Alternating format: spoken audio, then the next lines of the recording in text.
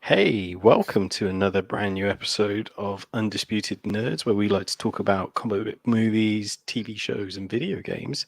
I'm one of your amazing hosts, Zane Taicho. As always, I'm joined by my fantastic co-host, Gentlemanly Gamer. How are you, good sir? Hello, everyone in Radio Land. Yes, we're here to talk about club movies. Zane, nicely done. It's quite late at night when we're recording this, isn't it? This is very, very after hours, isn't it? It is. I tell you what, I've made this joke before, but I'll make it again. This is very much UN After Dark.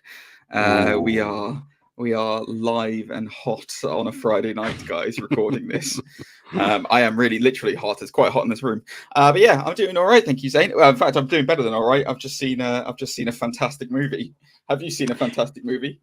Yes, I have. I've definitely seen a fantastic movie this evening with some fantastic company. Oh, who did you go with? I'm only joking. We went together. Yes. But before we get there, how's your week been, darling? Yeah, it's been good. Played a lot of Elden Ring. Oh, have you got it? Have you? I didn't know you actually bought it. Yeah. Funny enough, I did a few streams on YouTube Gaming, Zane Gaming. Links will be in the description down below. Wow, that was, I mean, honestly, you're becoming the Mick Foley of this podcast with your cheap pops. Honestly, it's ridiculous. I can't believe you. Yeah, whilst we're talking about gaming then, in that case, I bought to see what all the fuss was about, I bought Cyberpunk 2077, and I've been playing that all week. And I will say this to anyone watching who bought Cyberpunk when it came out and was incredibly disappointed by the bugs and all that jazz. They fixed it. It's great. They did a patch. They did patch 1.5, and my God, it's amazing, Zane. Is it really good? It's oh my God, it's exactly what I hoped it would be in terms of story and setting and scenarios. And you know me, I'm an Xbox boy, so I'm playing it on the Series X. It looks chef's kiss, my friend. It is gorgeous. To give you an example of how much I've been loving this, I wonder if it's the same for you in Elden Ring. I got so drawn into the story on Wednesday night that I just played, and I played, and it's the first game for a long time that I've just played, and I didn't realize what time it was until I looked over at my phone, and it was 4 a.m. Oh wow! Yeah, on a school night, just lost in it. Wow. I was, mate. Honestly, I was so into it. I was like, it's got that nasty. When it's the same as when Fallout came out. Fallout 4, I think it was, that came out, or possibly New Vegas. I'm not sure which one it was. But there was that meme of like, I'm gonna go to sleep, but I'll just do one more mission, and then it's like you see the next frame is like 3 a.m. and it's a skeleton. That's me in Cyberpunk. It's been insane. I remember those days with Skyrim. Like, oh yeah, it'd be morning before you knew it. It's crazy. Yeah. How is Elden Ring? It's good. I've never been a big like Souls guy, or Demon Soul, I think is the other one. Dark Souls. Thank you. Yeah. Dark Souls, Bloodborne. Or Bloodborne there. Yeah, that's the other one I was thinking of. So yeah, I've never been massively into those games. But I really like the look of this one. Like the whole setting and everything, it just looked incredible. Yeah, I'm really enjoying it. Like I think it's a lot more forgiving than those games, like because it's opening to a new audience, I imagine. Interesting. So, that was one of the main turn-offs for me, was that it was going to be too much like Dark Souls and Bloodborne, because it's not that I'm not a fan of them, but I can't deal with them because I have serious rage issues. Like I played Jedi Fallen Order. Okay. I'm turning into you tonight. I can't talk. I'm playing Jedi. I have played Jedi Fallen Order, and for me, that felt like a Dark Souls, Souls game with a Star Wars skin slapped on top of it. Yeah, and I didn't get along with it until the end, where the final scene, which I won't spoil for anyone who hasn't played it, but that final scene renewed the entire game for me, and I was like, this is amazing. But yeah, that's interesting. I might have to give Elden Ring a try. Anyway, Well, that's good. I'm glad you've had a good week gaming. Likewise. Like the little, oh mate, honestly, I'm after tonight, even tonight, and we're filming this very late at night, guys. By the way, it's very late for us, but we thought we'd do a live reaction straight after the Batman because, yeah, man, this film has a lot. We've got a lot to talk about about the Batman. So, Absolutely. Yeah, after this, I'm going to go and play Cyberpunk. Just for the record, I'm going to be playing this probably until 4 a.m. again. But yes, anyway. So, yeah, we're going to be doing a main coverage review of the Batman. For anyone who has not seen the Batman or wants to see the Batman and has not yet, do not stay with us until you have seen it, because we are going to be doing heavy spoilers for this film, which we have just seen, and giving our thoughts and opinions on it. But Zane, before we do any of that, we're going to shorten it down this week. What's our regularly recurring segments? So we've got 2 segments. We've got What's the Rage with Nicolas Cage, and then we roll into some tips and bits where we like to talk about some news that may have popped out throughout the week. Yes, like a newborn baby, it's popped out during the week. Who would have thought? I knew exactly where you were going with it. Yes. So let's start with our first regularly recurring segment. What's all the rage with Nicolas Cage? Oh, sorry. Have you got something for me, Zane? Wow, man, you can tell it's late. He's lost. He's completely lost, guys. Do you want me to do an impression of him? Just and then one of the Native Americans said, "Oh, Nick's just gonna get off the horse. We'll get on." I was, okay, fine, I'll do it. I love that so much. I need to get a notification clip of that, of Nicolas Cage just going, "Fine, I'll do it," and then put it on my Twitter channel. That'd be hilarious. Right, so we are back to the Nicolas Cage interesting facts for this week. So I found these bizarre facts about Nicolas Cage, right? And we've been reading them out on the show. So if you haven't heard them before, guys, go back, because some of our previous episodes we've done some of these facts, and some of them have been lally. They've been cookie. Yes. This one's again quite out there. So I'm just going to read this header for you, Zane. Give you a little reaction and then tell you the details. Ready for this? I think so. Nicolas Cage once accidentally bought a stolen dinosaur skull.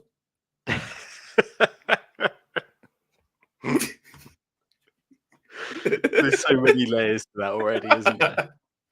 So, Cage's extravagant spending habits have been well documented, although few purchases have been matched by his grandiose gesture of spending $276,000 for a Tyrannosaurus Bataar skull at a 2007 auction. I'll let that settle for a sec. Wow. Okay. He's in rarefied air. Only him and Vince McMahon are the two of his famous celebrities that I know who have dinosaur skulls. What Cage did not know was that the skull had been stolen from the Mongolia's Gobi Desert. Contacted by the Department of Homeland Security in 2014, the actor agreed to hand it over so it could be returned. Oh, what a! I mean, okay, so let's peel that onion a little bit. First of all, I'm starting to wonder what's going on with Nicolas Cage, because we know for a fact. Go back and listen to some of our previous episodes, but he's got a pyramid tomb. Yes. Right. he's got a crow called Hugin who calls him an a-hole. Now he's got a dinosaur skull. What does this man's house look like? And is he genuinely making his own fortress of solitude like Superman? It's the only logical answer, isn't it? Because we know he's a Superman obsessive. Yeah, and he had a first issue of Action Comics. Oh yeah, he did. Yeah, and he's called. Yeah, I think the bigger hint is the fact that he called his firstborn son Kal-El. I mean, that's a pretty big fan. That's true. Yeah, that's like me calling my son Bruce Wayne Gamer. Yeah, it's just a wild story, isn't it? Not only is he bought this skull at an auction, which I don't know how you get. Yeah, what kind of auction is that? the ones in like Jurassic World. I think it's the one in Hawkeye, isn't it? Right in the basement. He was in that. Yeah. He's in that black market auction. He also let's just see here. He also bought Ronin's sword. Yes, at the same time. That's right. Yeah. I just love the fact that like not only did he spend an extravagant amount of money on it, but then when it was discovered it was stolen, it doesn't look like he got his money back. He just graciously gave the skull back to the Mongolia Gobi Desert. I assume it's the museum. It doesn't really say but like he just gave it back. He's just like, oh, it's just a drop in the ocean, $250,000. He must have like a plaque or something like donated by. Yeah. Oh yeah, you're right. Yeah, the Nicolas Cage Jurassic Wing. That's what he's got. Yeah, this exhibit is founded by Nicolas Cage. Yeah. The artiste Nicolas Cage. Like what? Oh, what did he say? Thespian. That's what it is. On the plaque, it would just say the thespian Nicolas Cage because he doesn't like to be called an actor. We're building up quite a case study on it. I reckon you and I could do a podcast on Nicolas Cage. We're gonna have to do that at some point, Zane. We'll have to do like a podcast of his movies. Like we do a different Nicolas Cage movie every week. We should do like commentary like over it, you know. Oh my like god, we might have to. That would be great. I would. Oh man, you and I. We might have struck gold with that. Let us know, guys, if you'd like us to do some commentaries. But I can definitely see you and I doing a commentary to Vampire's Kiss, where he gets bitten by a bat and thinks he's turning into a vampire. That's a real film, by the way, guys. Also, Face Off. I'd quite like to do a Face Off commentary. Face Off would be something magical. Con Air and National Treasure. I really like National Treasure. It's such a and wild The Rock. ride. The Rock with Sean Connery. That's the ultimate combo. We have so many jokes. Yeah, we might have to do this. That's good. Ed Harris is in that as well. Oh man, that might be $1 million idea there. Anyway, this has been today's All the Rage with Nicolas Cage. Thank you very much, guys. So yeah, we'll move on rapidly to our tips and bits. Now we're going to keep the show a bit condensed. We're going to keep it a bit moving forward this week so that we can get in as much time with talking about the Batman as possible. So we've only got a couple of tips and bits this week to discuss. I've tried to pick some good ones. So we've got a bit of Marvel news, and we've also got a bit of Star Wars news. So let's get into this. Charlie Cox. We all love Charlie Cox. We all love Daredevil. He is what I can only describe as a saint. He's a lovely man. Absolutely. He was recently interviewed by comicbook.com, who asked him about his future plans or not his future plans, but the future plans for Daredevil within the MCU and the integration. He had a lot of things to say. He wants something to happen. He doesn't know when it's going to happen. I'm going to talk through a load of I'm just going to read this quote out that he had. Okay. Basically, there's been a lot of rumors about him appearing in Disney Plus TV shows. Is he going to be in She-Hulk? Is he going to be in Echo? We still don't really know what the plan is, but he's got a lot of things that he wants to do. And I'll just read this quote. So, quoting Charlie Cox. I really like the Black Widow, the Daredevil Black Widow stuff. That relationship is really funny to me. I don't know why. I find it really funny and sexy at the same time. Other than that, it's difficult. The obvious one is Spider-Man, isn't it? That is the one I would have to get more time with. Bullseye, we only just touched on that story. We were just gearing up for it before we weren't allowed to continue. I really enjoyed working with Winston Bethel on that character.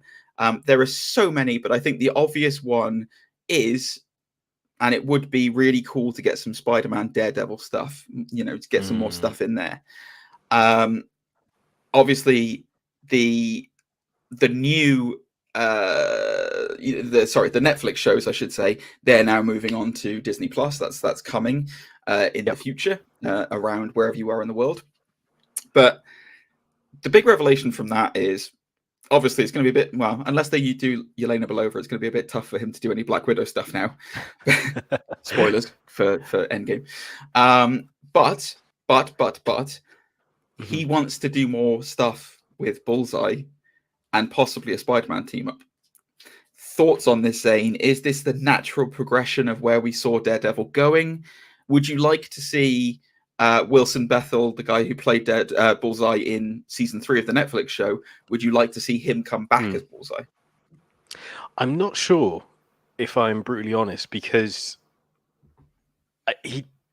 his Bullseye didn't leave like a massive impression on me the same way Kingpin did in the first series. Okay, yeah, that's fair. You know what I mean? Like, considering Bullseye is like up there in the Daredevil sort of rogues gallery, I would have thought he had much more of an impact, like, on the audience. Again, I'm just speaking from my own opinion, like firsthand. But yeah, I don't know. I don't know if it's just the writing or if it's the way it's conveyed.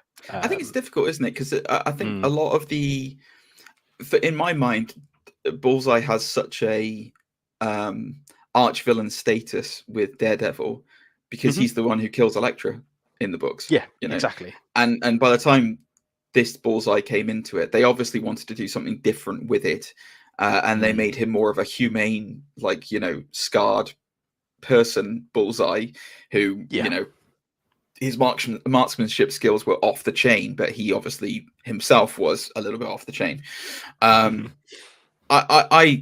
didn't have a problem with the thing. I think it was, to me, the series definitely, season 3 reeked of an origin story for Bullseye, and probably in season 4 we would have seen more of him, I would imagine, and seen him develop into the character that we all know and hate in the books because he's a monster. I think you're right. It's a 50-50 thing because, like, for me, citing like bad villain, like in the Punisher, the setup for Jigsaw and the Punisher was amazing. Like that first series of Punisher, I adore. Like, I think it's amazing. And then the second season, no, Jigsaw wasn't good. They didn't do a good job with it. So, yeah, I can see what you mean. I think if Wilson Fisk was so memorable in Daredevil in the first one. It's always, you know, he was always great. I don't know. You see, this is now I'm talking through. Is Kingpin the archvillain of Daredevil, or is Bullseye the archvillain of Daredevil? Yeah, it depends who you talk to, I guess, because some people would say Kingpin's the arch nemesis of Spider-Man because, you know, the animated series and things of that nature, you know. But then everyone will say Green Goblin is the nemesis of Spider-Man. Exactly, yeah. Because of who he kills, you know, and that's the I guess it's like, it's weird because it's like, then you think about Spider-Man and then it's like, well, no, maybe it's Venom. Venom's the arch enemy, but then not necessarily because now Venom's a good guy. You know, it's like I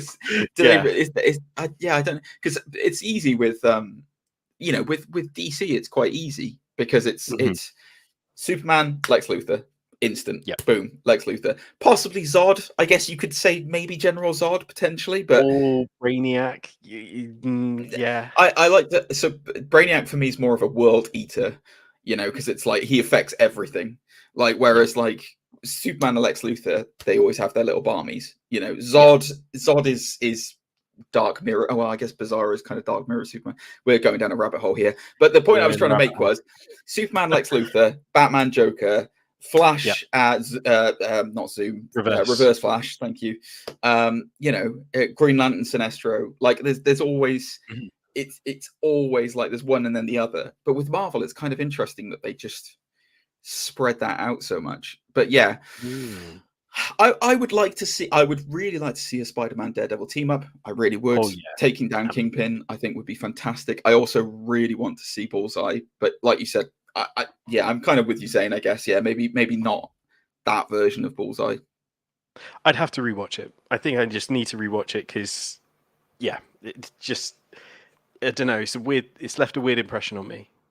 I guess we could also argue, are any of these characters going to be those versions of the Netflix? They're probably not, are they?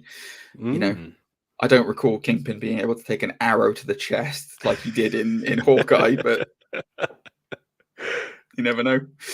You never know. All right, so moving on then with the last bit of news that we've got on the tips and bits this week before we talk about the Batman. Obi-Wan Kenobi, it's coming, guys. It's happening.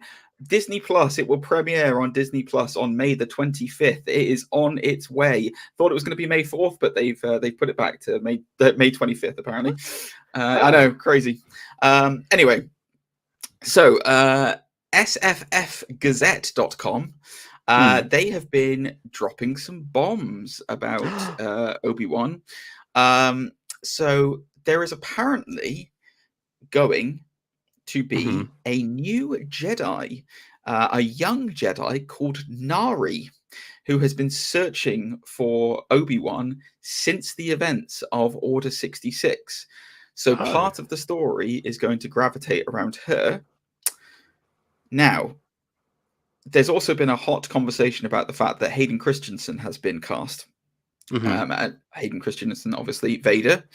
And he will be in this show. It has been confirmed he will be donning the Vader suit at one point. He will be appearing as Vader in it. However, we will also be seeing, and this is reported by by the Making Star Wars side of sffgazette.com. They've also confirmed that there will be a de-aged Hayden Christensen as Anakin Skywalker in a flashback that reminds us of the consequences of Kenobi's failures. Oh. So we kind of been meddling around with the idea of is this some kind of like Force vision that we're going to see as Hayden Christensen? Are we going to see current age Hayden Christensen? Are we just going to see him as Vader? Is that why he's been cast? But no, we are going to get flashbacks in this show. So there are going to be flashbacks to what happened during his time as a Jedi Knight and a Jedi Master. We're also going to presumably see him guiding another new Jedi. Two things from this for me. One, are you excited to see Hayden Christensen come back in any role, but are you also kind of excited to see the relationship building between the two of them? Two, were there any Jedi who actually didn't survive Order 66? Because it seems like pretty much everyone did, didn't they? Yeah. I guess from a story point of view, it's going to be good in terms of like reintroducing Obi-Wan Kenobi maybe to a new audience, but the best way to do that is through the eyes of a new character, like of a younger character. I've heard like the similar thing with Doctor Who, like you follow the assistant's journey, not the doctor's, because you see it through the lens of the assistant. So yeah, I guess it's just a story device to a point. It's the audience perspective, isn't it? Because we can't really associate it with a Jedi Knight who can, move things with his mind. Not the mind, the Force. I know it's not his mind. Don't write in. Yeah. If I'm excited, I'm excited for the show, and for Ewan McGregor, I don't think it was great to bring back Hayden Christensen. I think he grew into the role by Revenge of the Sith. I think he was all right in Revenge of the Sith. He wasn't great, don't get me wrong, but he was much better than he was in 2. You could tell he'd gotten more comfortable with it. The thing that I am excited about, because we don't get enough of it in the films, was the relationship between Obi-Wan and Anakin, because it's never really like the issue with the 2 and 3. Yeah, it's so disjointed in the fact that it's like, so Anakin's a boy, then he's a teenager, but he's never really spent any time with Obi-Wan. Then he's a man, he still doesn't really spend any time with Obi-Wan, and then Obi-Wan chops his legs and arms off. That's it. I know you know what I mean. And it's like the idea is that these two were supposed to be so bonded that like Anakin is supposed to be super conflicted about the fact that like he has to turn his back on everything to try and save the woman he loves. And him and Obi-Wan were as close as brothers, and we never got that exploration in there's one scene which I remember quite vividly in Revenge of the Sith, which is before Palpatine becomes all like, "Are you threatening me, Master Jedi?"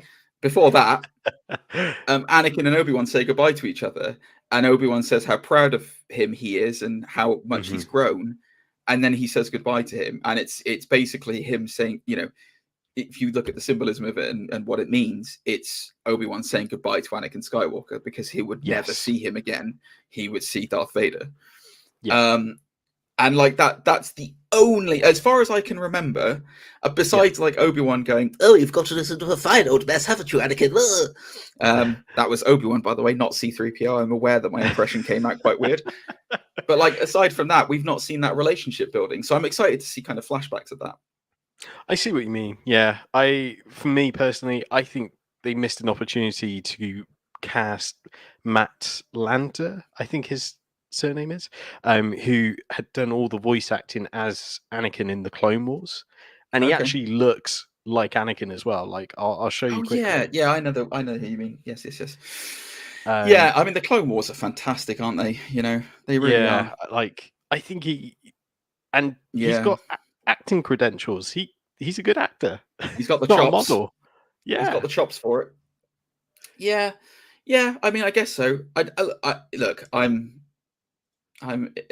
He's a little bit doughy. That's the only thing I will say. You know, that coming from me. What's he been in that I know? He's been in something I know. Anyway, we're getting sidetracked. He's in Time.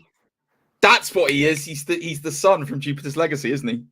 He's Silver Fox, the one that died. Oh, in the past. Yeah, you remember he's like the Batman alt, and his son has the staff that allows him to transport. Yeah, Silver Fox doesn't die though. He's still alive in the show. You mean the guy who turns into? Sorry, spoilers for Jupiter's Legacy, guy. The guy who turns into the big bad. Yeah, but wasn't the big bad. No, not yet, because they cancelled it. That is a cracking book, by the way, guys. If you have not read Jupiter's Legacy by Millar, go and read it. It is fantastic. I need to finish that. Yeah, it's great. It's so well done. That's why I was so disappointed that show got cancelled, because they could have gone a far way. It's better than that Guardians of Justice thing you made me watch episode 1 of. That was awful, Zane. That was absolute. Can I swear on this? I can't remember if I can swear now. You can. That was absolute dog shit. I was like, man, if DDP wasn't in this, I would have absolutely spat at my screen. What? Honestly, Zane wanted me to review Guardians of Justice, and I was like, do I have to watch it for the show? And he's like, you don't have to do anything. And I literally watched the first episode, and I wrote to him, and I just went, this effing show. There's my review of Guardians of Justice. Yeah, that's one trippy show. Yeah, but we're not here to review Guardians of Justice, are we, Zane? No, we are not. What are we here to review, my friend? What have we just seen? We have just seen The Batman, Matt Reeves' Batman, Robert Pattinson's Batman performance. To steal a joke from another very, very much more successful podcast, Robert Batten Bats, The Batman. Yes. Shout out to the Weekly Planet. I love you guys. You'll never hear this, but I love you guys. Yes, The Batman. Oh my God. What a film this is. I guess before people do pause it and come back later, maybe before we get into spoilers, it's probably fair to give our rating system now. Yeah, do you want to give a little brief synopsis of why don't you tell us what this film's about, Zane? And then we'll get and then we'll give a little synopsis. We'll give a little rating. So this movie is about year 2 of Batman's journey into crime fighting and Bruce Wayne's journey into being a vigilante. Himself. It's also the journey of how Gotham reacts to Batman, as well as the introduction of a criminal who almost in a weird way kind of tries to meet Batman's level, if it's fair to say. Inspired by him. So as you've probably seen from the trailers and the posters, we're introduced to the Riddler, which is a whole different concept. Not a whole different concept, but this is a new idea of how the Riddler could be portrayed. And he's also edgy. He's extreme. He's got 90s. We also get to see a slight variation on the Penguin as well as some of the historic mob figures that you may have seen in TV shows like Gotham or Batman Begins, like the Falcones, and I can't think of the other one's name. Starts with an M.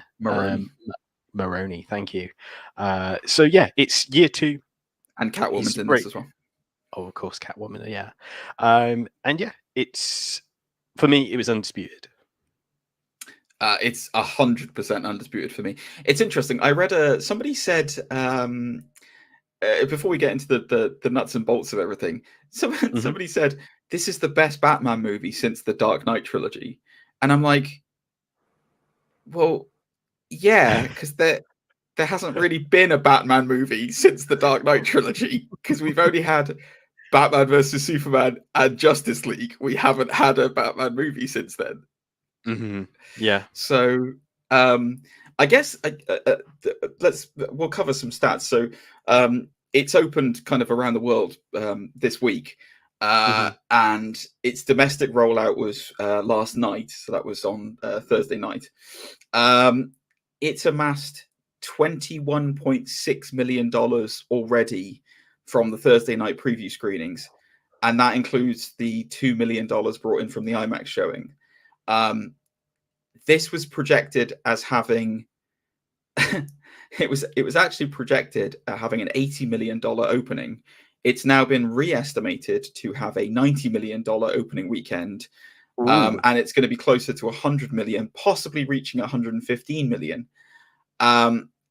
That means it will be officially the second biggest pandemic era opening.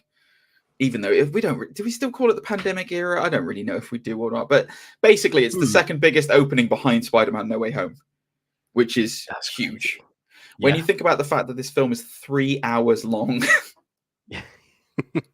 So this one's a long film, guys. This is a long Batman movie. But man, oh man, will it not feel like 3 hours? Because this did not feel like 3 hours to me. I don't know about you, Zane.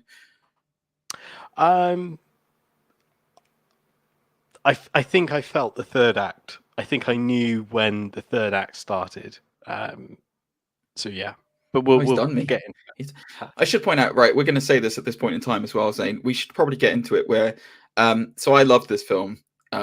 Zane did love this film, but I feel like Zane loved this film, but really conflicted. You know, when you've had like a situation where you've had an ex who's left you, and you're trying to move on, and you don't really know how to move on. And you really like the new one. You really like the new one. And they're great. And everything they do and everything they say to you is perfect. But, oh, you just still long for that familiar touch from the old one. That's how Zane feels about Batfleck. Do you know what's really funny? I nearly sent you a screenshot of this. Whilst I was at work, I was on LinkedIn.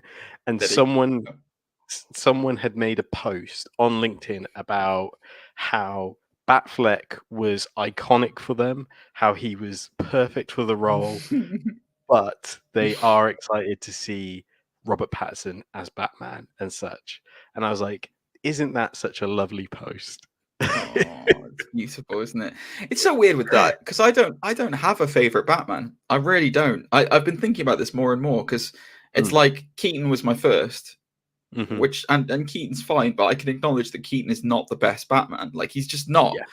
As far as doing the duality of everything, he's not the best. Christian Bale, I adore greatly as Batman. He's not the best, you know. I can't.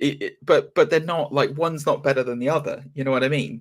Like, I think we can all agree Clooney wasn't great as Batman. That's you know, that as far as that scale is concerned. Pattinson. His Batman is amazing. His Batman is perfect, like really genuinely perfect. His Bruce Wayne, I'm a little bit unconvinced by, but I don't know whether it's just because it's kind of supposed to be year 2. Yeah, I can tell you one thing: he needs a new hairdresser. I had the curtain hair when I was 23 years old. It wasn't a good look. I've looked back. It's not a good look in this either. Yeah, he's going through the motions, isn't he? He's going through his emo phase. He didn't want to say it. Yes, he did. Dance around it, but yeah, he is. All right, let's get into this spoilerific side of things then. So, okay. Time codes will be in the description, by the way. So pause it. That was. Come back. Welcome back to the show. Welcome back, guys. So, Yeah.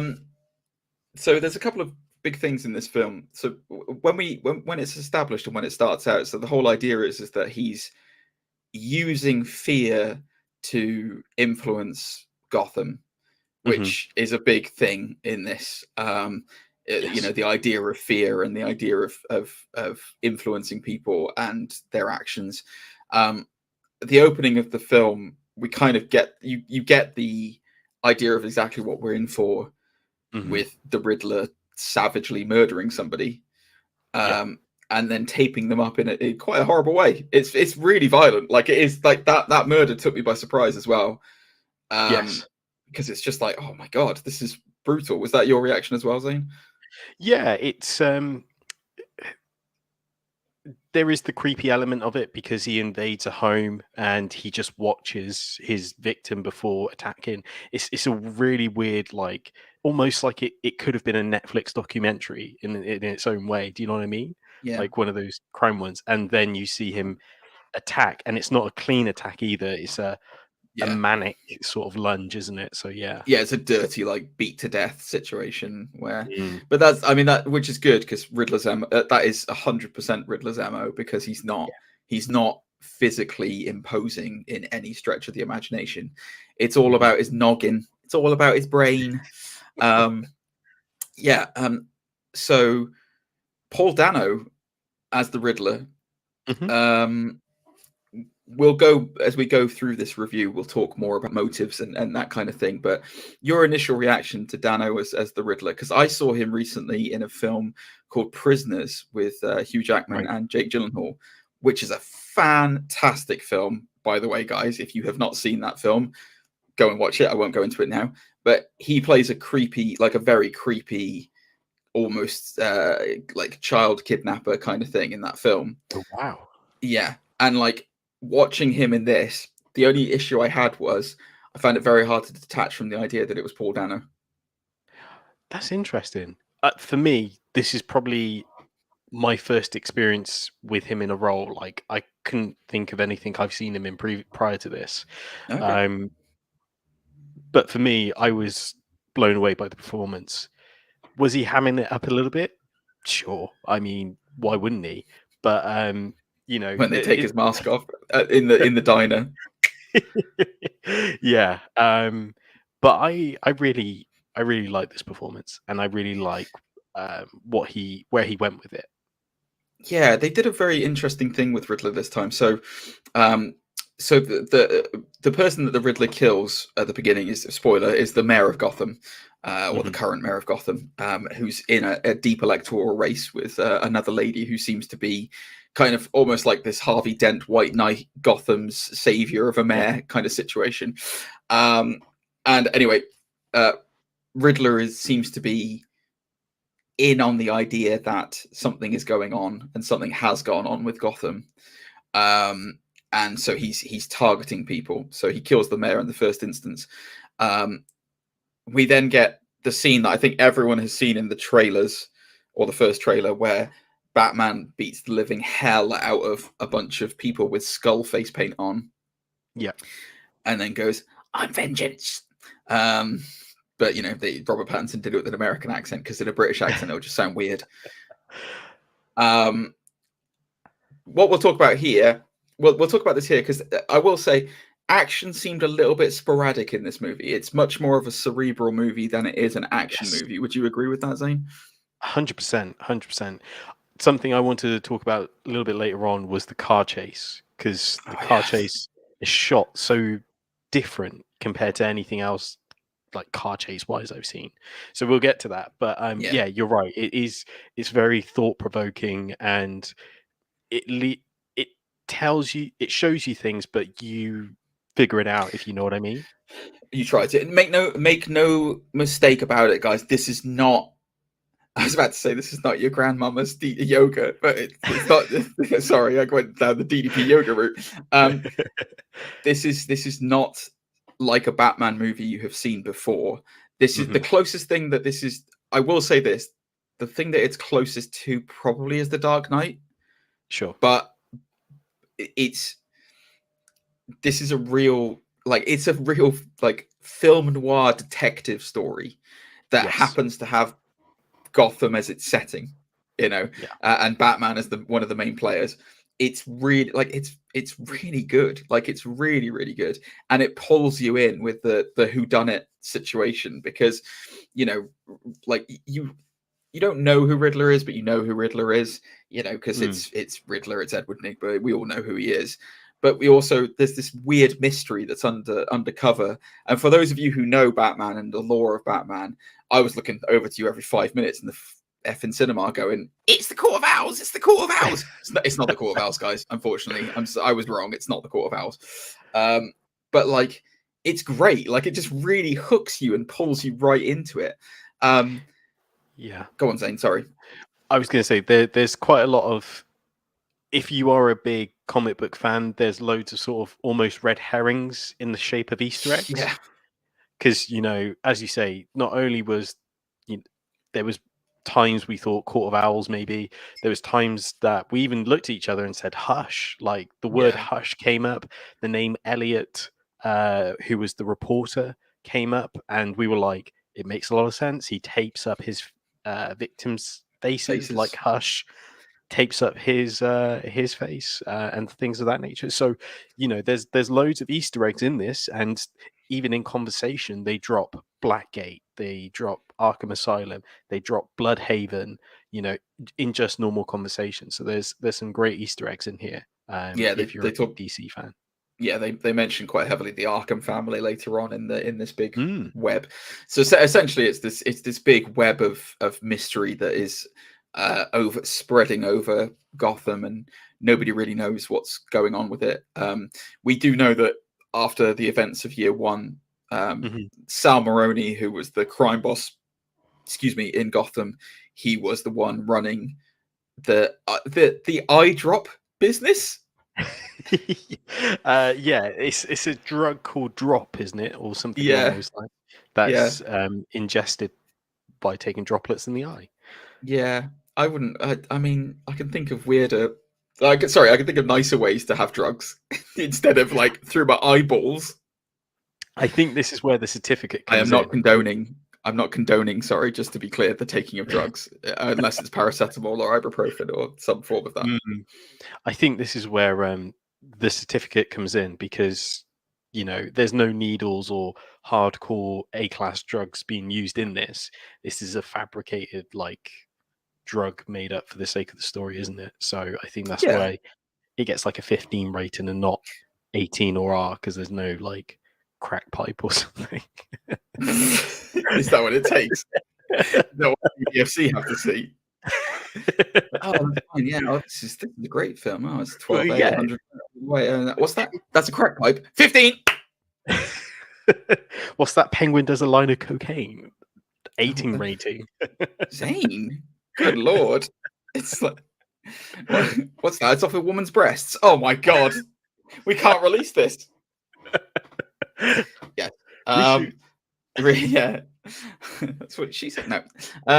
Anyway, so yeah, the one thing I did want to say as well, that's probably why they could get away with quite a liberal amount of violence during the fight sequences, because harking back to what we were saying about the movie being quite cerebral, there ain't that much action in here, but the action that's in this is brutal. Like, it's properly hard hitting. Like, Batman really beats the hell out of some people.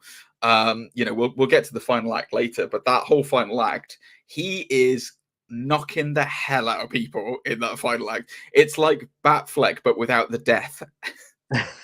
yeah, that's very true, actually.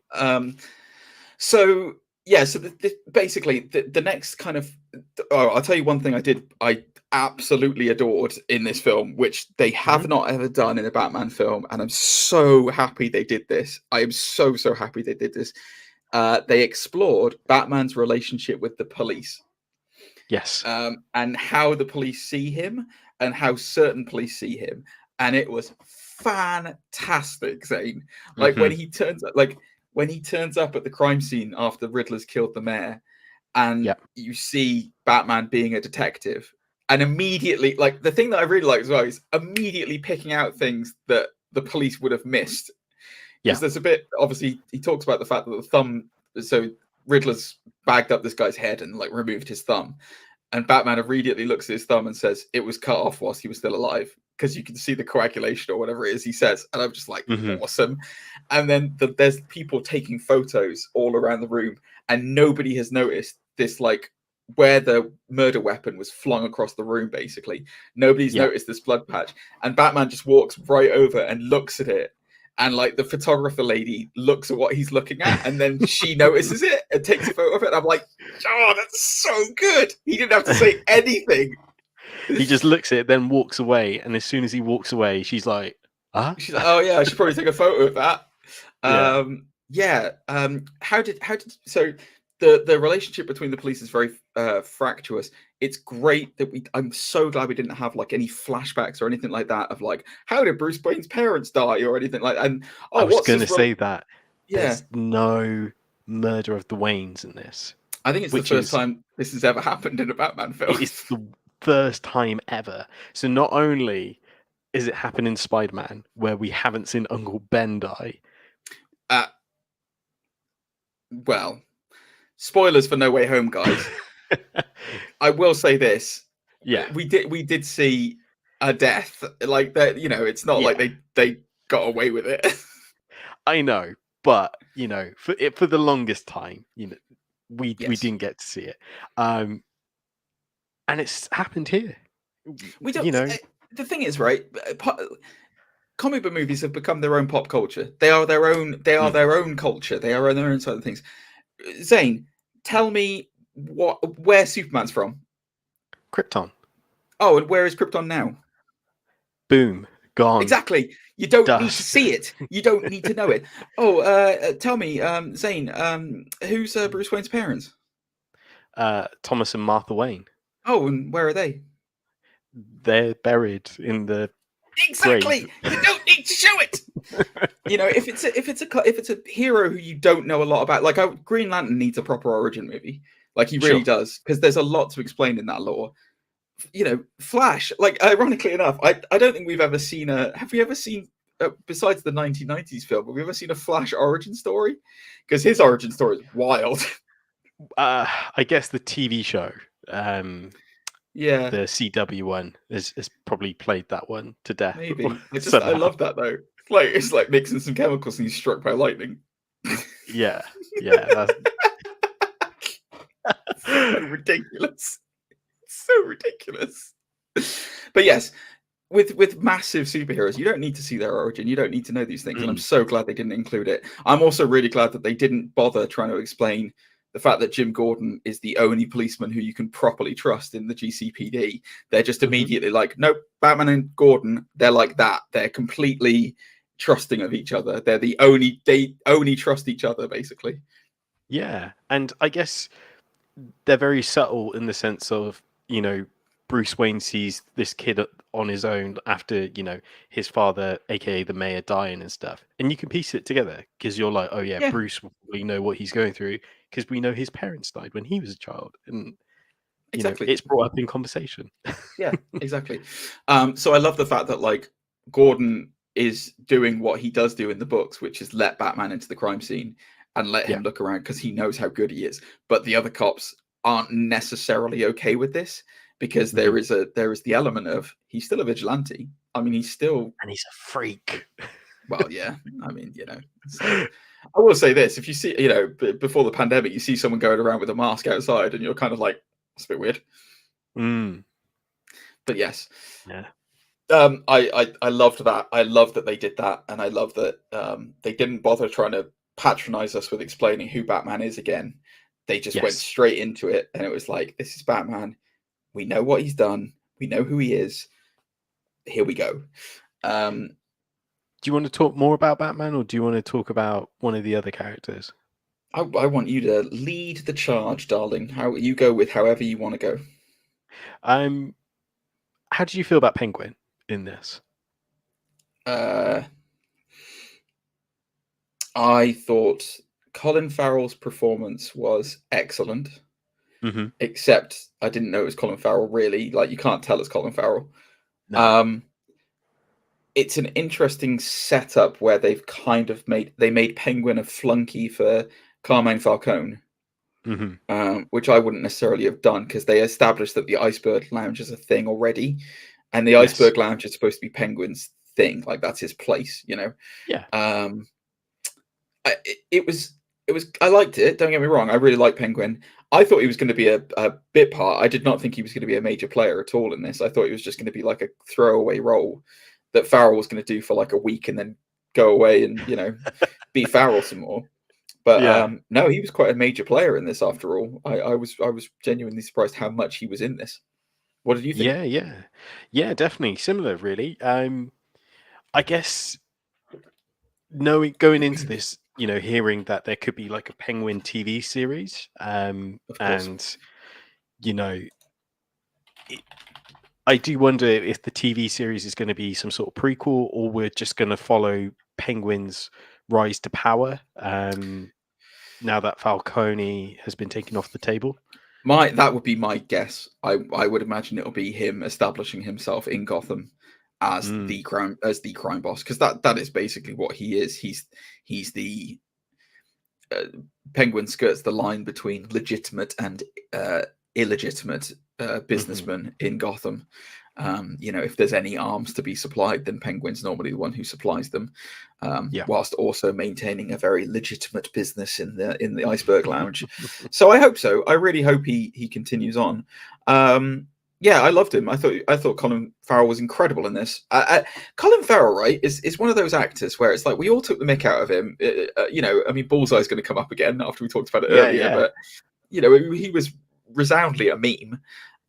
He's come into his own since In Bruges, when he did In Bruges. Ever since then, which if you haven't seen that, see it. It's amazing. It's a bit depressing, but it's amazing. But since In Bruges, everything he does is just fantastic, and he's really like he's obviously settled into his celebrity very well. Like he's like he understands how famous he is and tries not to let it affect him anymore. And he's great. He's really great. He is fantastic. We got to talk about it. His accent in this. This whole What's idea. What's the matter with it, sweetheart? Everyone's like a massive New Yorker, or like well, they leaned into that really heavily in this, didn't they? So like I was going to say the Gotham skyline is basically New York. Yeah, and then there's a Gotham Square instead of the Madison Square Garden sort of thing. Yes, and like central Gotham was very much like Times Square, basically. With all the neon lights and everything.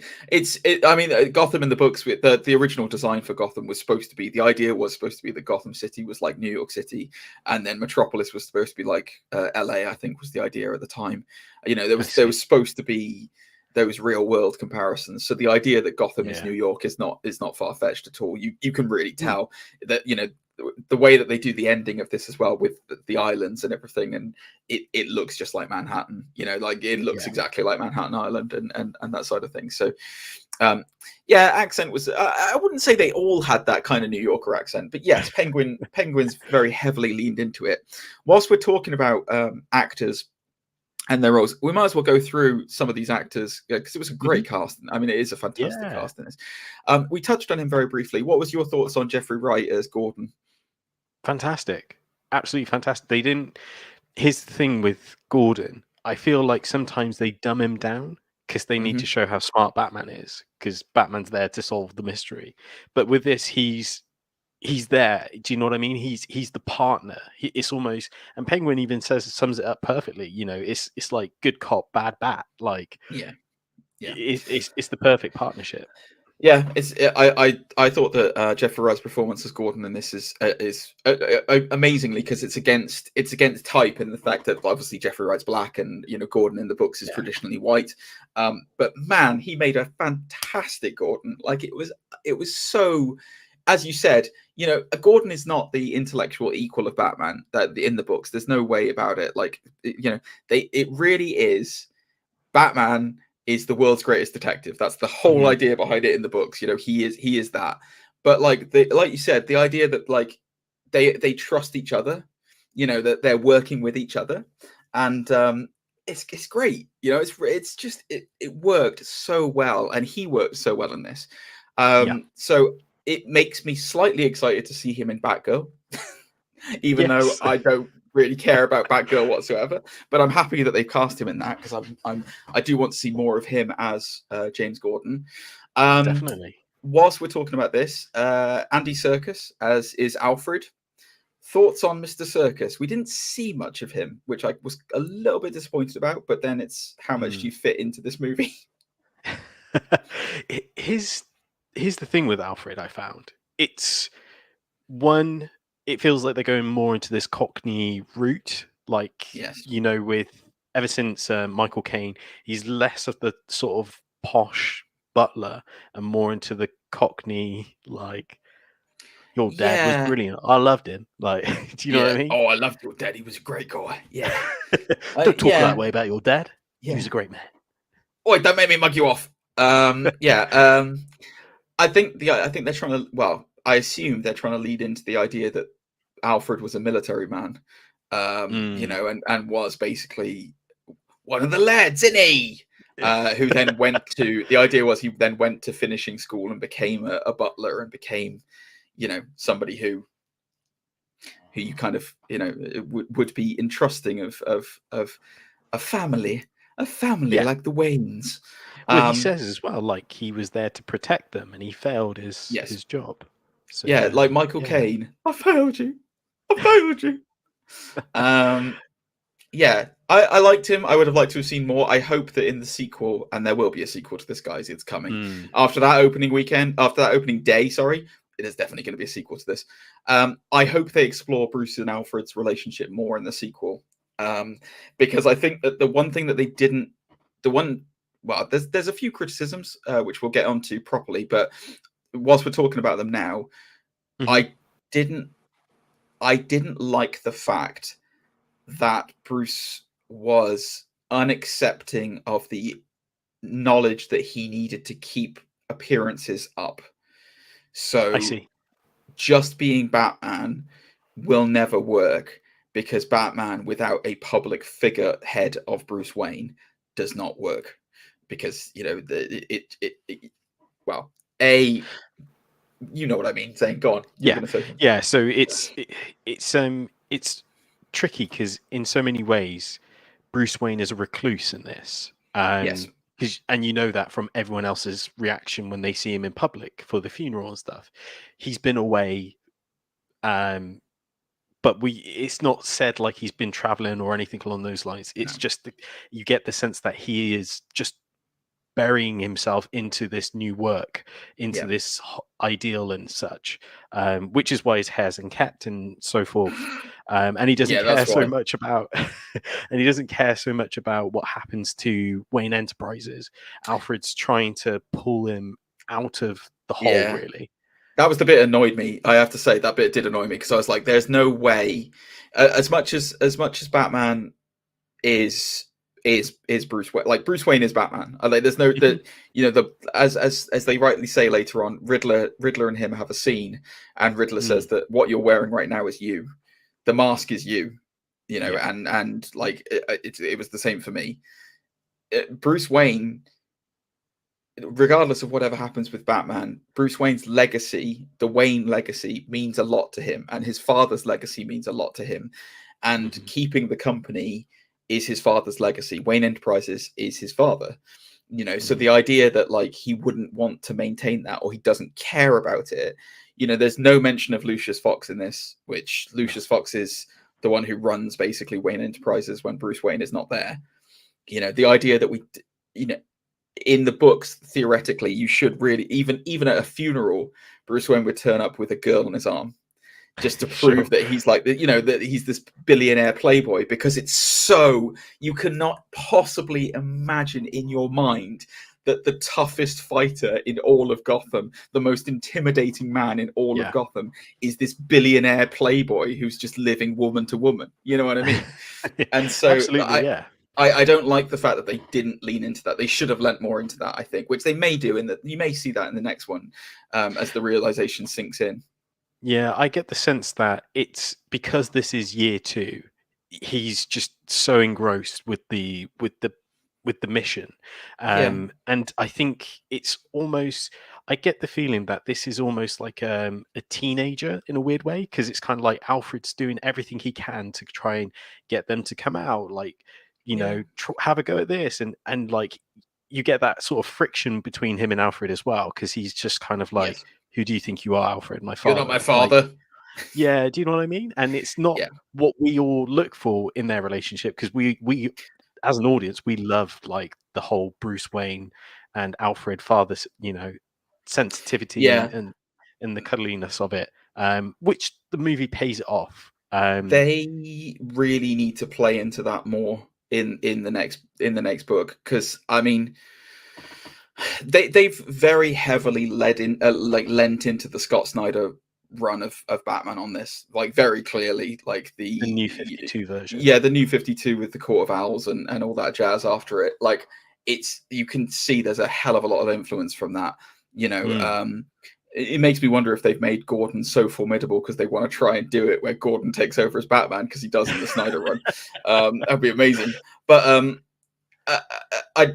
you know, from a more traditionalist point of view, you know, because I grew up reading the Batman comics in the 90s and the early noughties and stuff like that, and you know, Alfred is I guess you get a little piece of it when he's kind of solving the puzzles with him, but Alfred is the engineer. You know, Alfred's the one who normally fixes the cars. Alfred's the one who's like normally working in the cave and doing all the stuff behind the scenes, you know, when Bruce isn't around.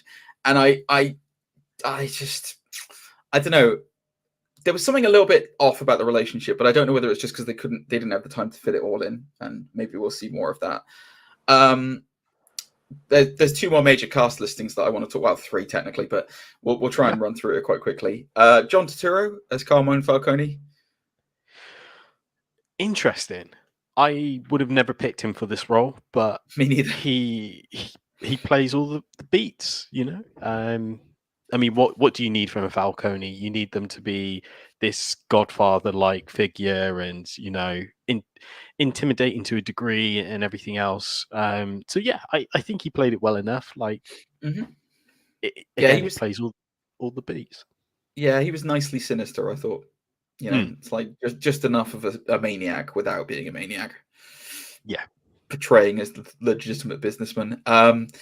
Right, we'll get on this. These are the two big ones. So Zoe Kravitz as Selena Kyle. So she comes into it kind of after Batman gets involved at the Iceberg Lounge, and there's all kind of things going on. She's working there trying to save one of her friends who's gotten into a lot of trouble with the Penguin and Carmine Falcone. Somehow Falcone's wrapped up in all this stuff that's going on with Riddler. Riddler's at this point killed the police commissioner as well, by using a very weirdly Saw-esque trap. I was like, all right, Jigsaw, cool it. Yeah, I got that vibe too. Yeah, I think they definitely did a really good job of making Riddler much more intimidating than the terrifying spandex of Jim Carrey. But so Selena Kyle basically gets caught up in all of this, and meets Batman, and then obviously Batman's like, oh, she's a little bit of all right, isn't she? But she also holds vital information that he might need. So we get a lovely scene where she breaks into the mayor's office, the guy who was murdered, and she wants to get the passport back of this lady who he was involved with. And then we get Batman and her meeting for the first time. Thoughts on Zoe Kravitz as Selena Kyle, Zany boy? Amazing.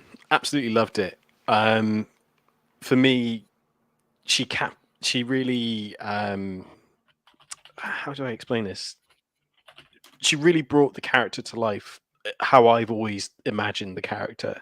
You know, the Michelle Pfeiffer one was amazing, but it was this kind of, not psycho, but do you know what I mean? She was like this crazy, it was off the time version. Yeah.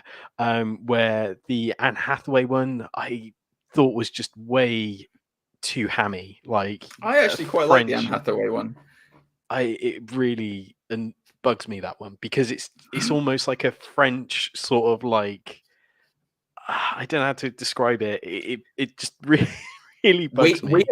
have no problem with the French, just to be clear. I don't know where Zane's going Yeah, with this thought. it's just kind of like French cinema sort of like piece, sort of. I don't know how and she's like, she really draws out her words like she's almost like a cat. Do you know what I mean? And she's like, Well, ooh. I think, yeah, I do understand where you were coming from with that. But I mean, I will say this: Selena Kyle is supposed to be quite sassy in the books. I mean, she is a very sassy lady, and I think she was channeling a little bit of Eartha Kitt from the '60s Batman as well when she did that accent, potentially. Sure.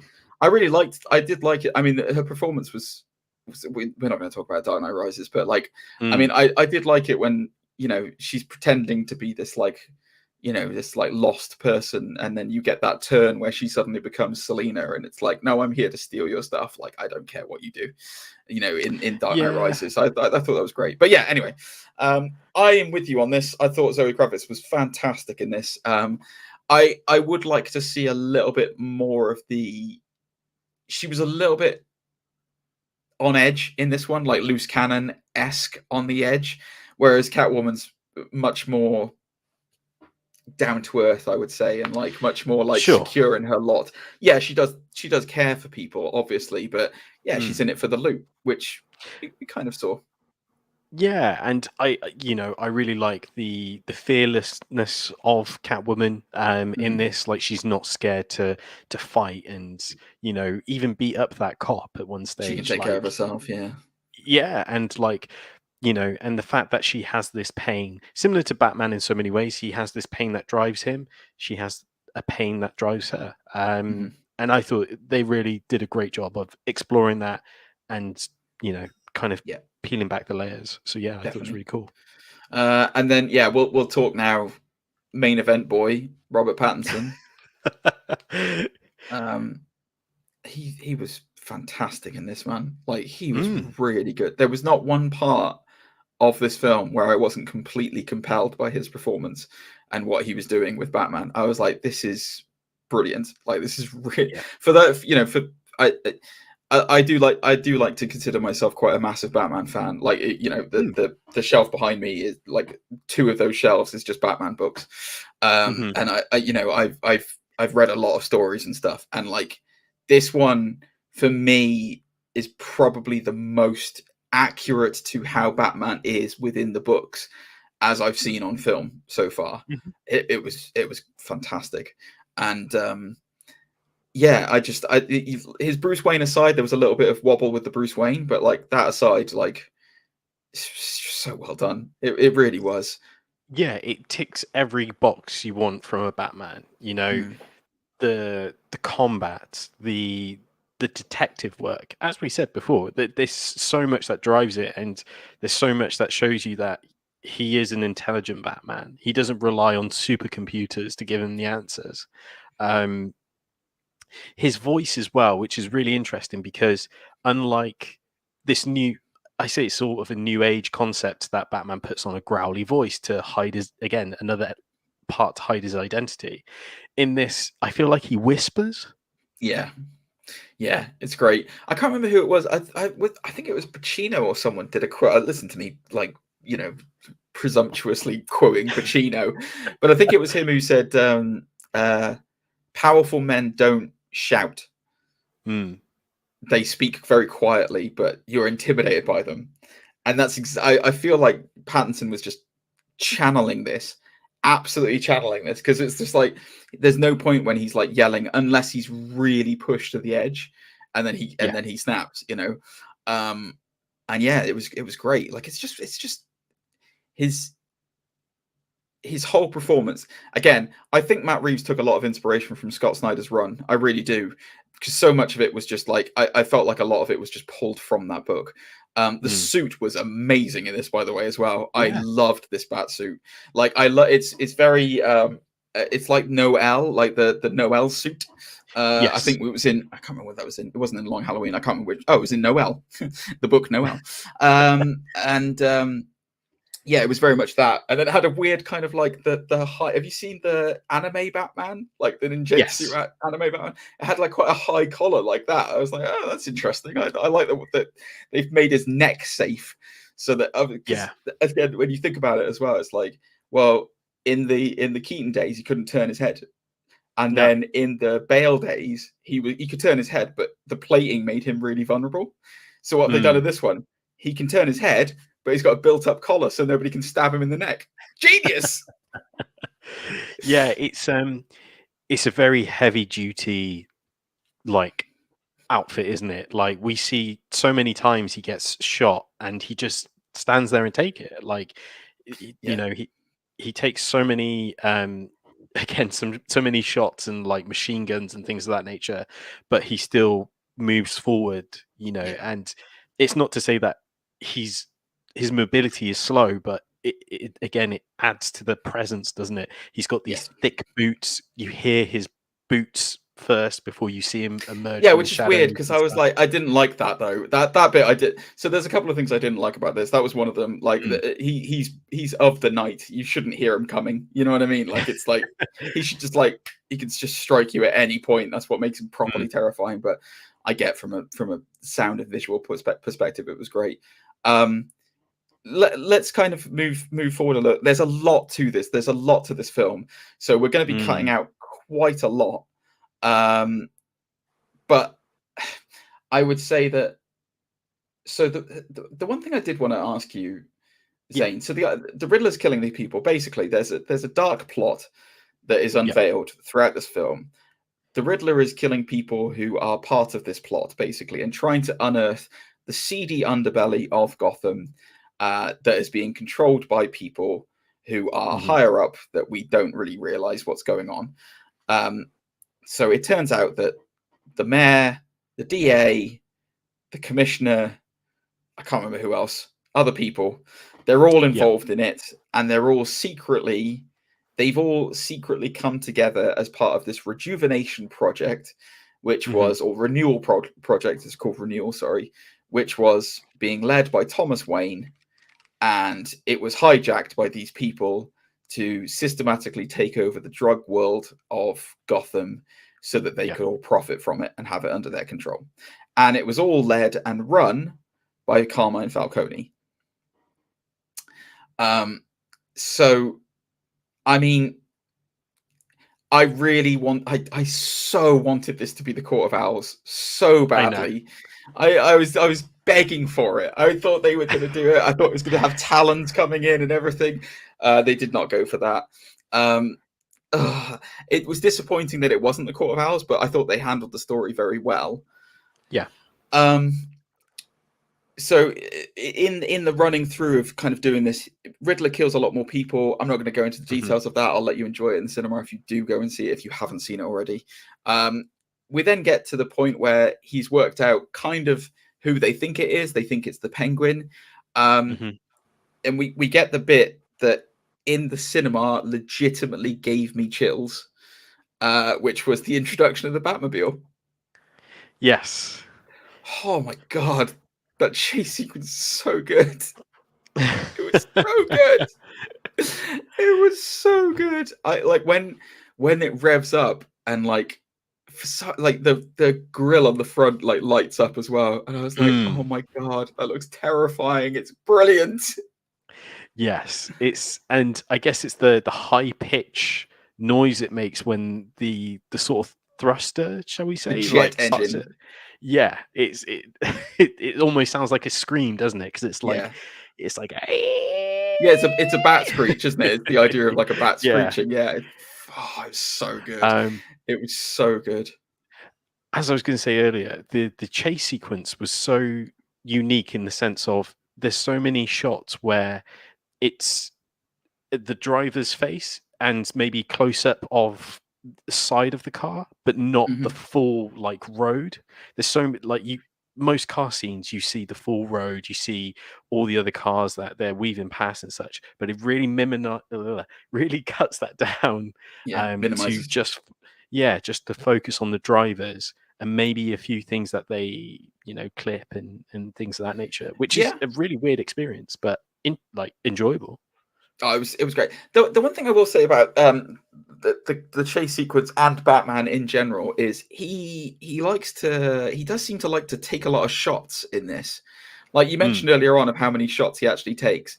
Like his suit. I mean, I know that in the books the symbol on the chest that he has, which I thought was all right in this one, although I wasn't sure how it kind of worked with the Batarang kind of detachable Batarang thing, but it was what it was. I thought that was a bit weird, but the idea is in the books is like that symbol is colorful because that's the first thing that enemies are drawn to with their eye to shoot at, and that's where the suit is most heavily padded and heavily armored. In this one, it kind of felt like he was a bit of a walking tank, where he's just like, he's just taking machine gun shots left, right, and center. And I'm just like, Bruce, have you never heard of armor piercing rounds before? Because they're very common nowadays, apparently.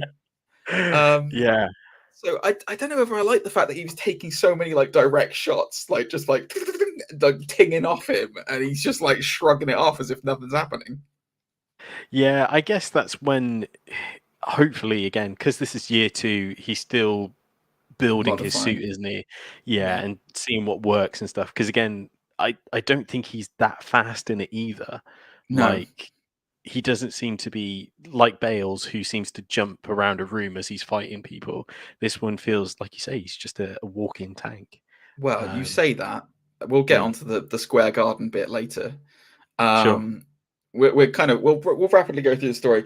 The car chase was fantastic. It was a lovely bit of action. It inputted into this film. I loved it. The Riddler deaths kind of die down a little bit after that point, and it focuses much more on Selena Kyle's story. We get the revelation, like it is in the books, that she's the daughter of Carmine Falcone. We get the revelation that that's her daughter, or that's his daughter, I should say. And she's she mad. Oh, she mad at him. Oh, he abandoned her when she was younger, and she wants money. She wants her money, which is good because it fed into the Selena Kyle character of like she just wants the loot. She always wants the loot. You know, she wants the shiny things. That's what she's all about. So it's revealed as well that Carmine has killed her friend who she was trying to save. And she's a bit angry about it, isn't she, Zane? Yeah, she's very angry. Yeah, we also get the revelation that Carmine Falcone was in bed with the Waynes, not literally, but figuratively. And he's been helping them, but also helping in the sense of angling to get one over on Thomas Wayne to influence him. And then when Thomas Wayne wouldn't go for it, it seems like he might have had them killed. Which I tell you, that's actually a really interesting rub that we haven't talked about. Every single Batman film, he's always found the culprit. There's always been like somebody. So it's like it's either Jack Napier or it's Joe Chill. Yeah. And there's always been someone. In this one, they don't know who killed him. And I love that. I love that it comes up. There's a point where Alfred even talks about it and says, "It, like." He said he was going to go to the police and dob in Falcone, and then a week later he's shot. Or it could have just been some random guy who just mugged them. And I loved that. I was like, yes, that's exactly what it should be. It's not necessarily a conspiracy. It could just be that bad things happen. Because it's Gotham. Because it's Gotham, exactly. Oh my God. Okay. Whilst we're talking, right, can we just talk about some annoying bits in this? I'm going to say 2 things I really like, and then we'll go into annoyance. Yeah. First thing, I really like how this wasn't a journey into Batman, but a journey into Bruce Wayne. Yeah. I was thinking it might also be a journey into the city as well of Gotham. Like almost Gotham's like a character in this instead of it being necessarily that like these are just Gotham's the character and these are just chess pieces, Yeah, exactly. Yeah. That, and they all magnitude to something. So yeah, I really like that. And the other thing I really liked is this whole idea that Riddler is almost like this, dare I say, like a non-figure. Do you know what I mean? Like he gets a community, like an online community. Yeah, let's talk about how it concludes then, because we might as well. So yeah, Riddler. I can't even remember how Riddler gets caught. Oh yeah, he kills Falcone, doesn't he? That's how Riddler kills Falcone in front of the entire police force, and then hides in a diner. And then Paul Dano's facial descriptions are one of the most incredible things I've ever seen in my life. I've never seen a man get such obvious sexual pleasure from being arrested before as Paul Dano does in that scene. It is, go back and watch it, guys. There's definitely some fingers there. And then Gotham handshake. Gotham, that's what they're going to call it. They gave him a Jimmy Riddle.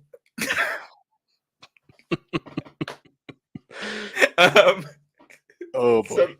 So he gets arrested, and then his grand plan. Now, Zane, let's talk about this, all right? His grand plan. Yes. What's his grand plan, Zane, at the end? After taking down this web of intrigue, what's his grand plan for Gotham? Wasn't it that Gotham gets washed away? He's going to do a renewal of Gotham underwater. But I guess it's that sort of biblical idea, isn't it? The sinners wash away. Yeah, I guess so. I guess it's supposed to be kind of like he's crazy, isn't he? Like there's no real rhyme. I mean, he's intelligent, but also mad, and there's no rhyme or reason to what his ultimate plan is. Yeah, he blows up the flood walls on he blows up the flood walls on Gotham and floods the city. And then everyone, for some reason, the evacuation this was a little bit weird. The evacuation plan was to locate everyone in one building. Yeah, it's not the best evacuation plan, is it? I mean, let's be honest. What can you do? You know, everyone's in disarray. So anyway, Riddler knows that all these people are going to go to one location, so he's going to then send an army of Riddlers to that location to kill just the mayor or kill everyone. It wasn't really very clear. So yeah, there's these guys who come in from the city. It's literally like Madison Square Garden, basically. It's that kind of building, and it's full of people, including the mayor, who's having a celebratory rally there because she's just been elected as the new mayor. And these guys come in from the ceiling, so they're up in the rafters, and they're taking shots until Batman gets there. Batman has just run into he's just been interrogated Riddler at Arkham. That's the other thing I wanted to ask you. Does he know that he's Bruce Wayne, or does he not know that he's Bruce Wayne? I think he had a wild theory that he might be Bruce Wayne, and he thought, if I say the name and see his reaction, that would tell me for definite. Yeah, it just felt really weird. That scene felt kind of weird, where he's just like, Bruce Wayne. Like, are you calling him that, or are you just saying the name? I'm not sure. Because obviously, I think you're right, because there is a point where I've just put that together as well, because there's a bit where Batman, after he says it, Batman looks at the camera as if to say, I need to not react to this because it's being recorded. But at the same time, Bruce Wayne's the only victim that survives the... Yes, that is true. Yeah. Yes, that is true. We should probably talk about that. He tries to kill Bruce Wayne, but Alfred gets the bomb instead. But Alfred survives, so it's all good. There you go, sorted.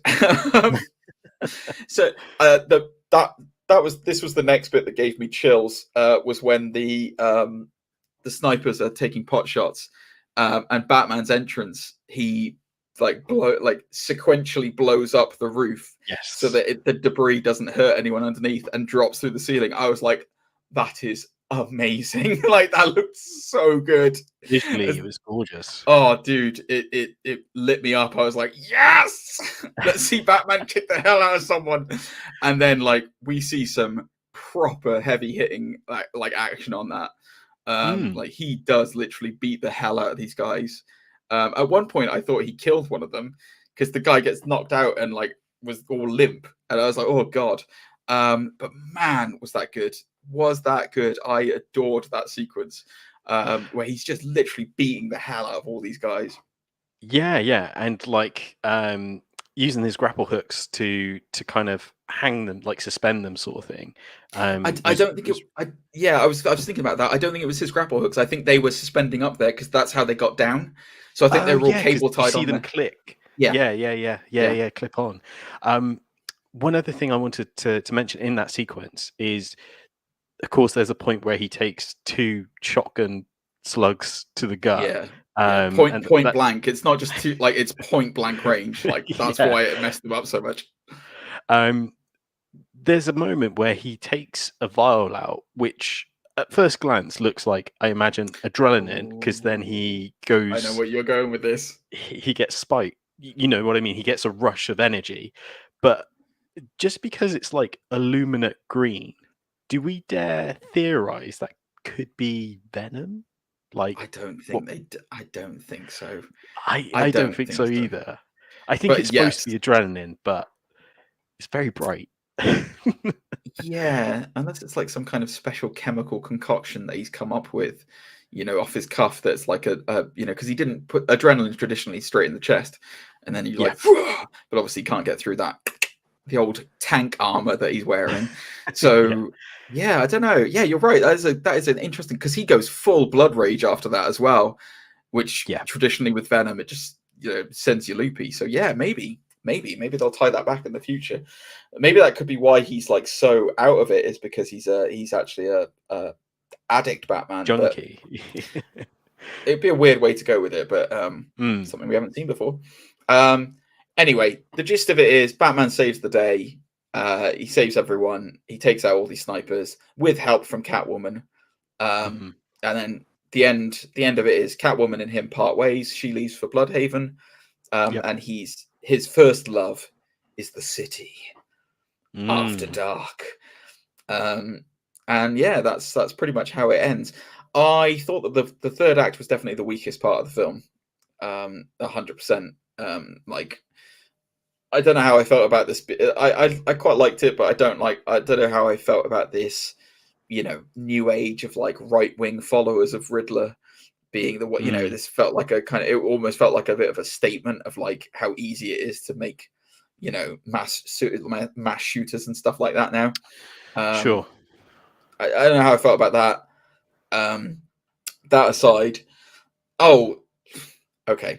Well, there's one more thing we have to talk about. We'll talk about the bad stuff in a sec. The Arkham scene, Zane. Yes, the legendary Arkham scene that had been spoken about before. Before this movie even came out. Yeah, looks like it is the Joker, isn't it? Yeah. It's the I guess the speech talking about how jokes and Gotham loves a clown or whatever. Yeah. I read. Yeah. Well, fuzzy. I read an interview apparently that because we covered it on the show a couple of weeks ago. Matt Reeves was talking about the fact that they had to cut a scene out, which was earlier on, where Batman goes to profile the Riddler at Arkham, and he has the conversation with that unnamed Arkham patient. And Matt Reeves today said, I read an interview with him where he said it is the Joker, but it's the Joker before he's become the Joker. I see. I don't like that. I don't like that at all. So I hope they don't go with that. I hope it is a red herring, and I hope they do turn it into someone like the Mad Hatter, with like Jervis Tetch or someone like that, where that he's influencing minds and stuff like that, and he's going to influence Riddler, and I hope it's something like that, because sure. If there's one thing I don't want to see more than I don't want to see Thomas and Martha Wayne die again, I do not want another Joker origin. Get out of my face with that. The Joker is a force of nature. He should not be originated anywhere. The Dark Knight did it absolutely perfectly. Like, absolutely. Like, there's more to... Like, Heath Ledger's performance in that film is completely iconic, and it will remain forever iconic. However, not enough credit goes to the writing of that character, because the writing of that character is fantastic. There's a line, I can't remember whether it's in Killing Joke or whatever in the books, where it says, if you're going to have an origin story, I prefer mine to be multiple choice. Nobody knows who he is. That's the whole point of the Joker. That's why I hated the three Jokers. It's why I've hated any kind of story where you try and tell us who the Joker is. He is chaos. He's nobody. He's just absolute death and murder. That's the whole point of Joker. So I really hope they go with a different way with that Joker in Matt Reeves Batman. In Matt Reeves Batterson. Matt Reeves, Batman. Right, let's go over a few things that we didn't like and then wrap up. So, do you want me to start or do you want to start? You to serve. Right. Why the hell can people who are trained apparently to shoot rifles not kill a completely open target on a really well lit stage? Because those snipers on the roof, they get a clear shot to do the mare, and where do they shoot her? Just above the hip. Kill shots. That annoyed me. Whilst I'm still okay, I'll just keep going. Go on. Batman has a bomb blow up in his face, and somehow his face is not scarred. Yes. Like what? Like he's got a big opening right here, and it blows up right in his face. Like it's not even like around him. He doesn't turn or anything. It's just like Pattinson just ate the explosion. That sequence reminded me. I don't know if you've ever seen. Again, there's a documentary series about this. The pizza bomber. Oh, wait, is that the guy who? He was a pizza delivery driver, but he had like this harness strapped to his neck, which was a bomb. But he wasn't the bomber. It was put on him by someone else. Yeah. Yes, and it was that crazy lady, wasn't it? Yeah. Yes. Yeah. Sorry, I wasn't sure whether you were talking about the Unabomber as well, because obviously that's another famous bomber. But yes, I do know the pizza bomber. Yes. Yeah, it gave me that sort of vibe, sort of thing that they had to try and solve a riddle. He was wearing like a battle royale-esque like exploding collar. Yeah. Any other sour points? Oh, I can keep going. Do you want me to keep going? Yeah. Keep going. Right. I'm trying to think. So I've got two more. First of all, yes, he is portrayed as the world's greatest detective, but he doesn't seem to speak Spanish. That really annoyed me.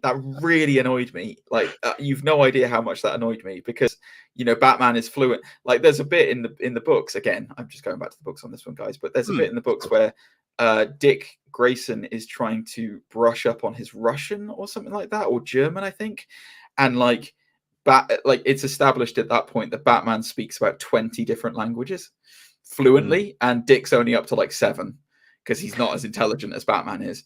And that really annoyed me, where it was like, Batman would know that. Like, he would know. Also, Batman would know. What's worse is that Penguin's the one who figures it out. Yes, that did annoy me. It really did. And then the idea that Batman wouldn't see it's all part of a greater picture, like when Paul Dano reveals, like, that the fact that Batman doesn't know what that tool is that he is used to kill someone with, I was like, Batman would know that. Immediately, he would know what that's for, and he would reveal that immediately. That's to show his upbringing, his privileged lifestyle. He wouldn't know what a tool for a carpet fitter would be. He would, Zane. Yes, he would. Don't be ridiculous. I mean, like comic book Batman, yes, but in the sake of the movie, it's to show, he's come from a privileged background, unlike this cop whose cousin is a carpet fitter. If I'm being forgiving, and I am being forgiving because this film is great, he is quite embroiled in the moment of that, and he, somebody has just been shot, and he's just discovered all this stuff, and he is in a bit of a panic, and it's only his second year of being Batman, so he is still quite green. So there is a chance that potentially, yes, he would have missed it. The last thing that annoyed me about this, and I need to see it again, and I'm going to go and see it again this weekend, and I said it to you when we came out of the cinema. This film was really dark. And when I say dark, I don't mean like as in atmospherically dark. I mean like it was really quite hard to see certain things. And I don't know whether it was just a problem with the projection in the cinema that we went to see it in, or whether it's the film stylistically making it really dark, which is why I need to go and see it again. If it is stylistically, I think they've made something of a little bit of an error in making it too dark. It's a very minor niggle. It's a minor thing. I'm not that bothered by it. Yeah, this film was excellent. Like, there's no two ways of saying it. Like, this is easily the best Batman film since The Dark Knight. Easily. I would say it probably, if I had to pick between the two, it's probably not quite as good as The Dark Knight, just because The Dark Knight had such iconic performances in it. Yeah. You know, not just from Heath Ledger, but also from Gary Oldman, and also from Christian Bale's great in that as well.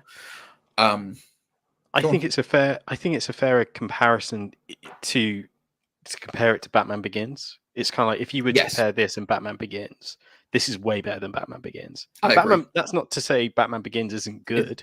Agreed. It's watchable. But this is, you know, it's learned from history on how to do a new take on Batman. Yeah, this was you could tell that this was a script that was written by someone who genuinely cares about these characters and does understand them. Like, it's very clear that Matt Reeves understands these characters very, very well. It really came across, because for, you know, I'm sorry to sound like a pompous, wank when it comes to this. Sorry for the twist, but like, for somebody who has read Batman and understands the Batman character and loves Batman, and I love Batman and the whole lore of the Bat family, like, he gets this, man. Like, he really understands this, and he really understands the dynamic of how the city works. You know, Batman's been going since the 40s. You know, he's over 80 years old now. There's a reason, because those books are so well done, and Batman can morph into whatever. But definitive adult proper Batman, this is probably the closest. This is easily the closest representation of what Batman is like in the comics on the big screen, and it's fantastic. It's absolutely fantastic. And roll on the sequels. I am very excited to see where they go with this. Maybe not so much with the Joker, but that's fine. You know, we'll see. I'm very excited if he does, if old Bat Reeves does the Mr. Freeze. I'm going to call him that from now on, by the way. Nice. If he does Mr. Freeze, I'm very excited for that. That could be incredible. Yeah, definitely. It's there's so much. The possibilities are endless now, because there were so many Easter eggs in this.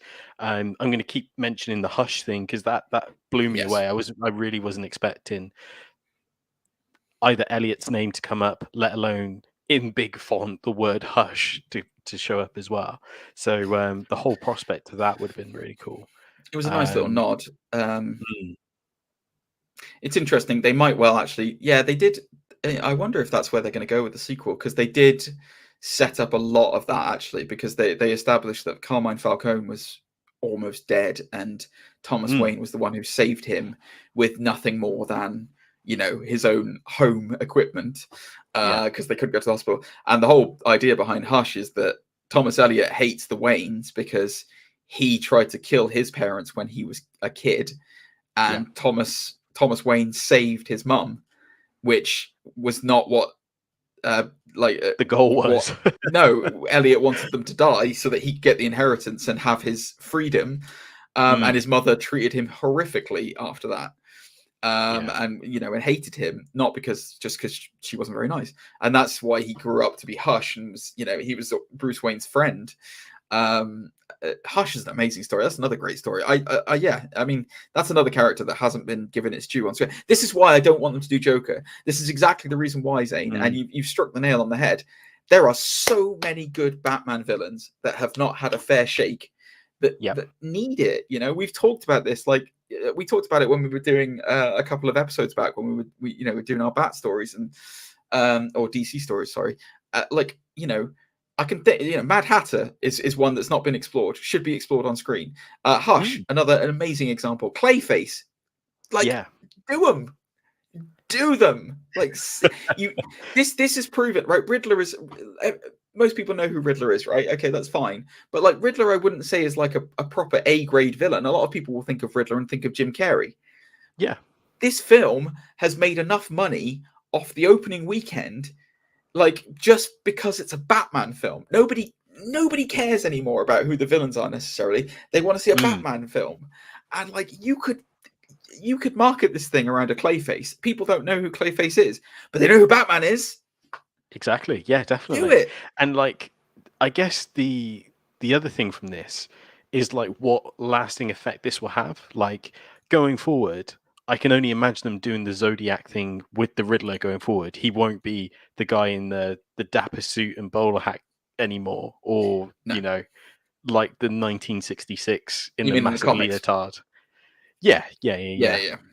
Well, they kind of did this. I mean, this is kind of a bit ripped off of Year Zero, I think. There were kind of shades of No Man's Land about this, but I don't think it's very No Man's Land-esque, because No Man's Land is more about the idea of Gotham being completely cut off from the rest of Yeah. the world. This kind of just felt like Gotham was just a bit destroyed at the end of this. The water has just destroyed everything in Gotham, basically wiped the slate clean. So I assume in the next one, Batman's going to be more of a symbol of hope instead of fear necessarily, which is what they were trying to get out of it.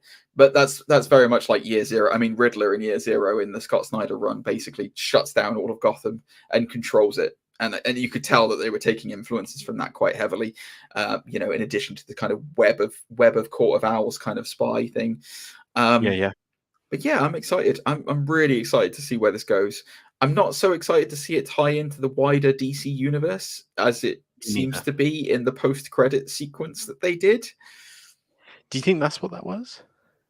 Well, why the hell would they put Batman in there? Oh, I that trailer, right? I thought you meant from fandom. Yeah. I thought you meant the actual is it mid-credit scene where the text came up? Oh, I think I need to check that. That's a website. There was like this little flash from Riddler saying goodbye, and then like there was a little website that flashed up on screen. I think you can probably go to that website. Oh, was it a web address? I couldn't make out what the text was. Yeah, it's the El Rata thing. The thing that annoyed me that Batman wouldn't know if it's Spanish or Latin. Right. Which he totally would, by the way, just for the record. It's a website. Let me type in Riddler website into Google, because apparently Batman doesn't have Google. Yeah, the Riddler's website in the Batman is real. Yeah.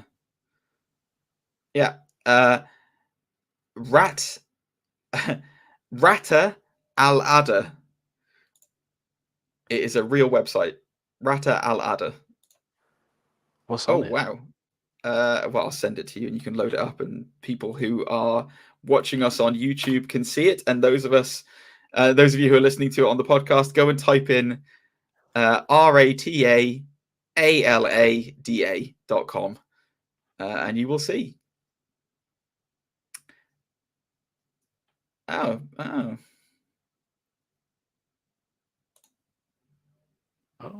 Oh, whoa, what the hell is that? Zane, when it goes through, so for those of you who are not seeing it, if you're listening, there's a load of like almost matrixy type codes. Zane, click on the click for reward. Ooh, it's a riddle. They've given us a live riddle. So I would imagine somebody's working on that to try and encode it. I was expecting a jump scare, but didn't. Yeah. But yeah, that was the other post credits thing. It was just this little flash up. So I'm gonna have to go and explore that in a sec. But yeah, cool. Well, guys, we have done quite an in-depth deep dive, I think, into the Batman. It's very safe to say that we enjoyed it, didn't we, Zane? Oh, absolutely. This I will definitely buy this on DVD. On Blu-ray, yeah. Man, I loved this film. This was fantastic. It's exactly what I wanted it to be, and I was not let down in any stretch of the imagination. But absolutely, what we want to know here is, what did you guys think of it? What did you think of the Batman? Was this your favorite Batman movie ever, or did you think it was a big steaming pile of Jim Carrey's lycra feces? Let us know. How can they get in touch with us, Zane? You can find us on Instagram, on Twitter, Undisputed Nerds. I think it's Undisputed-Nerds. Either way, links will be in the description down below. You can email us, nerdsundisputed@gmail.com. I can see already on our YouTube channel, we've had loads of comments. Sorry we couldn't get through to those. But hey, thanks for being part of the discussion. And it's great to see all the interaction. So yeah. get in touch. Let us know what you think. And yeah, we want to know if there's any crazy theories out there as well. Yes. Are you excited to see Hush? Are you excited to see the Joker again? Yeah, Zane, where can they find you personally, though? Haven't you got some personal doodahs? What's your YouTube channel? Yeah, check out Zane Taicho on YouTube. I talk about anime and stuff like that. Of course, I'm also part of the Undisputed Anime Podcast, where we like to talk about anime, manga, and we'll be reviewing an anime movie that comes out this week coming called Jujutsu Kaisen. More successful podcast. It's only a matter of time before it kicks me off, guys. It's only a matter of time. I mean, it did rank number 11 on Apple Podcasts in Canada. Yeah. I'm slowly being phased out, guys. So back me up, help me. I need your help to stay on Undisputed Nerds, because Zane has got he does all the work on this. He's got all the power. I'm just the talent who turns up. So if you want me to stay, then you're gonna have to message him, I'm afraid. You can find me on Twitch, twitch.tv/gentlemanlygamer. I'm going to be starting Detroit Become Human on Monday, nice. which I have never played before, so it's going to be a first for me, but I do love Quantic Dreams games. So yes, good. We shall see. I haven't played that game, but it's been in my library for ages. Yeah, it's welcome to the world as it is today. Backlog of games that nobody plays. That's essentially what happens. It's going to be my retirement plan.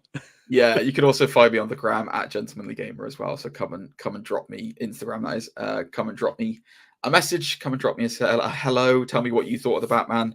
I've appreciated the follows this week, by the way, from various comic book sources. I do appreciate that.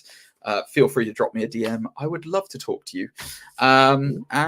Yes, Zane, this was our first post movie review, and I've loved it. Same, yeah. Great energy. I thought I'd fall asleep by now, but yeah. Yeah, we might have to do this for Doctor Strange. Ooh, that's a good shout. Which I got absolutely ruined for me in the cinema. I was furious. But I managed to avoid. You came alive when Morbius came on. Shut the hell up. I've managed to avoid that Doctor Strange trailer for a month and a bit, and I go to see the Batman, and it's one of the trailers and completely unavoidable, and I'm like, oh my god. Anyway, there we go. All right, guys, I have absolutely no idea what we're doing next week. Hey, it's part of the fun. Mystery. I can guarantee we're not doing Guardians of Justice. That's for damn sure, Zane. No way in hell. So let's get out of that thought right now. Yeah, we'll probably do a tier list, won't we? Might do phase 2. We haven't done the phase 2 tier list yet. That's true. Something else we could do. Let's see. Look at you, we're not going to do that, and I'm not going to tell you what we're doing, but we're not going to say it on air. Getting the vibes. All right. Thanks very much for joining us, guys. We will see you next week. See you next week. Ciao for now.